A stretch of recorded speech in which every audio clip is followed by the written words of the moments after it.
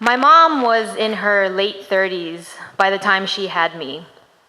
She had already had two boys, my older brothers, ages 4 and 9, but my dad said that she desperately wanted to have a little girl. So, despite having two miscarriages before she had me, she kept on trying. Finally, I was born on January 31st, 1985, but much to my mom's dismay, I immediately became something of a daddy's girl. When I was a baby and my mom couldn't get me to stop crying, she figured out that she could take one of my dad's dirty shirts from the laundry basket, put it on while she was holding me, and I would stop crying immediately. It was really the scent of my dad that was what comforted me most.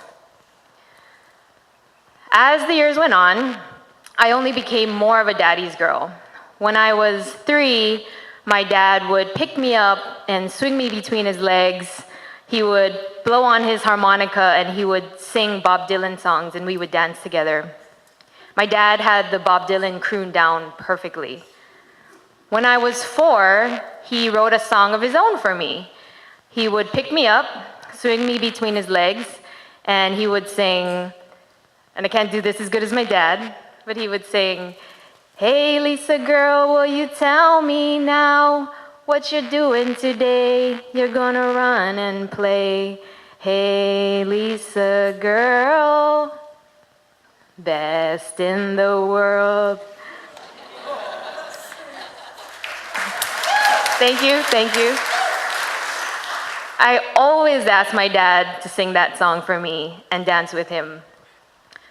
One day, when I was 5, a little bit older, my dad noticed that I hadn't asked him to sing Lisa Girl for me in a while. So we were driving, and he just started singing, "Hey Lisa Girl, will you tell me now?" And out of the corner of his eye, he looked up in the rearview mirror, and he saw that I was doing this. I was covering my ears. Daddy's little girl was growing up fast.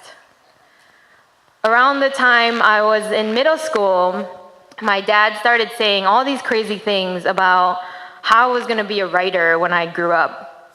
I had written this story for school, or this essay for school about heaven and hell, and how hell was so dark that if you held your hand out in front of your face, you wouldn't be able to see it.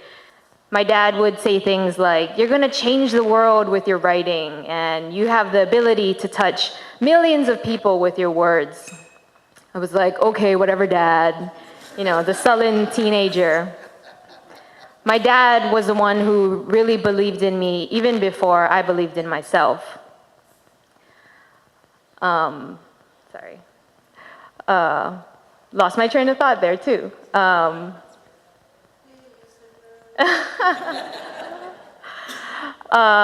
Let's see.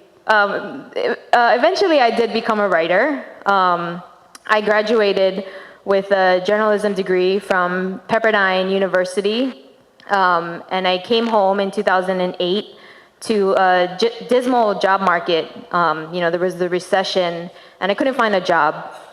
I sent out one query letter to Honolulu magazine, and they told me that they weren't hiring, so I took that as a sign to start my own thing, which I did. In 2010, I launched our first issue of Flux magazine, and my dad became instantly my biggest supporter, and he promptly invested into my founding new business venture.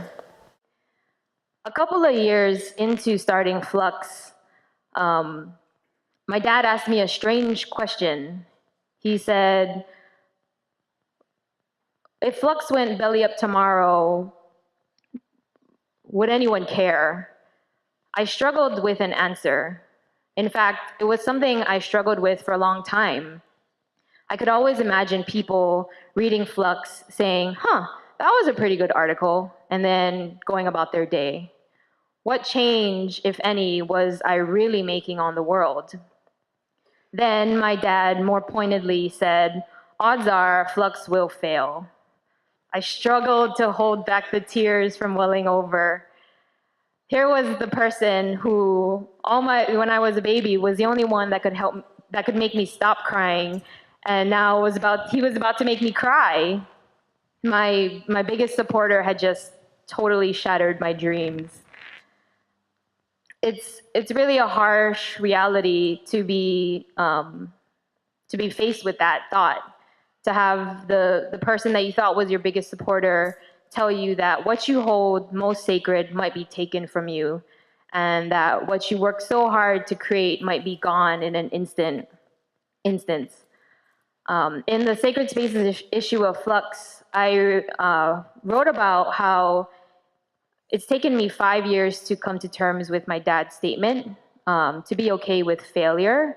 But thinking about it now, I realize that it's taken me much longer than that. It's taken me 32 years, my whole life, really, to grow into someone that's strong enough to be okay with failure. Because I realize that what's really the most sacred to me is something that will always be constant, and that is the unconditional love that a parent has for their child, and the knowledge that even if I fail, dad will always still love his little girl. Thank you.